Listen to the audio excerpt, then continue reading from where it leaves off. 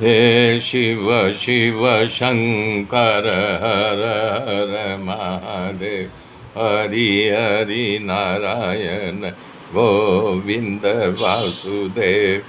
हे शिव शिव शंकर हर हर महादेव, हरि हरि नारायण गोविंद वासुदेव।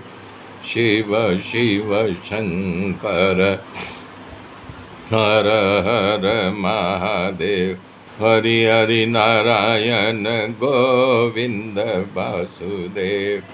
शिव शिव शंकर हर हर महादेव। ओम नमो भगवते वासुदेवाय, ओम परमात्मने नमः।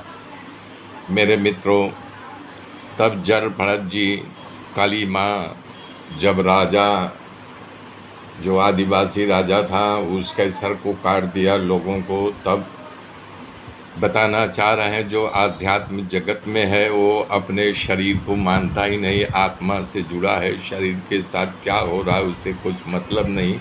लेकिन भद्रकाली ने जड़ भरत को जो है बलि नहीं चढ़ाने दिया, तो वहाँ बैठे रहे। तो एक दिन का फिर बात है कि सिंधु देश के प्रदेश का राजा रघुगण पालकी में बैठ करके कपिल मुनि के आश्रम में सत्संग सुनने जा रहा था।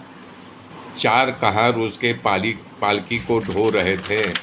चारों कहार पालकी को लेके जा रहे थे। एक घटना घटी, एक कहार के पैर में मोच आ गया और वहाँ पालकी रोक दिए। तो 3 कहार कैसे पालकी ढोते। तब राजा रघुगण ने आदेश दिया कि सामने जो गांव दिख रहा है उस गांव में जाओ, किसी एक आदमी को पकड़ लाओ।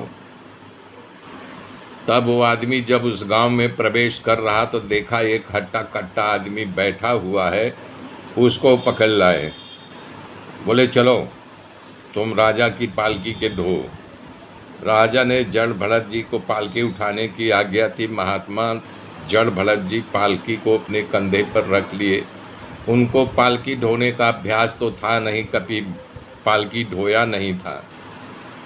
तो जब चलने लगे तो उनकी निगाह नीची थी। निगाह नीची इसलिए थे कि उनको लगा कि जब मैं चलूँगा बाहर लेकर के हमारे पैर के नीचे कोई कीड़ा मकोड़ा दब करके मर जाएगा तो पाप लगेगा। तो इस प्रकार से जब चलने लगते उछल जाते थे। जब उछलते थे तो पालकी दब करके मर जाएगा तो पाप लगेगा। तो इस प्रकार से जब चलने लगते उछल जाते थे। जब उछलते थे तो पालकी हिलने डुलने लगती थी। तब राजा को गिरने का डर लगा। राजा के सिर में जो लकड़ी का टेका लगा हुआ था, जिसमें अपना ऐसे सर टेक के बैठा हुआ था, उछलने से बार बार खट खट उस लकड़ी में जा कर के कपाल ठुकता था।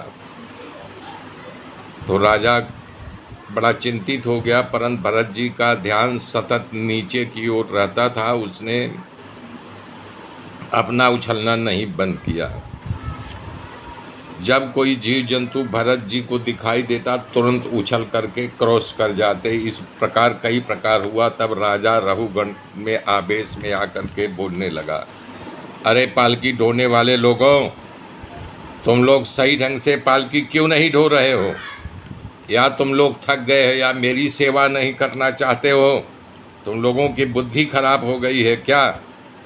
राजा जी का ये शब्द सुन करके कहार लोग पालकी लेकर के खड़े हो गए।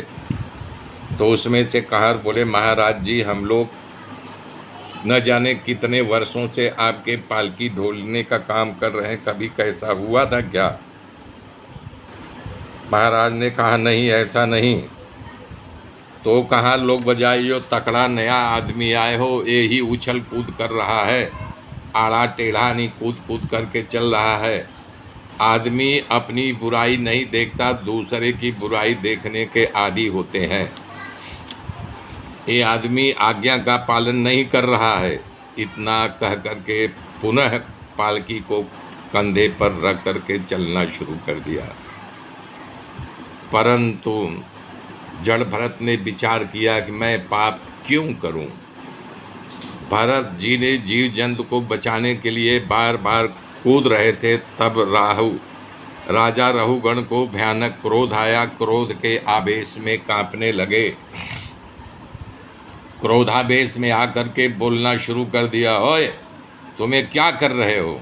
तुम्हें खबर नहीं, मैं एक राजा हूँ, तुम मेरा अनादर कर रहे हो? क्या तुम जीते जी मर गए हो? लग रहा है तुमको अभिमान है, परंतु जैसे यमराज अपराधी लोगों को दंड देता है उसी प्रकार से मैं तुमको अभी दंड दूंगा। मेरे मित्रों, मेरे साथ जुड़े रहिए।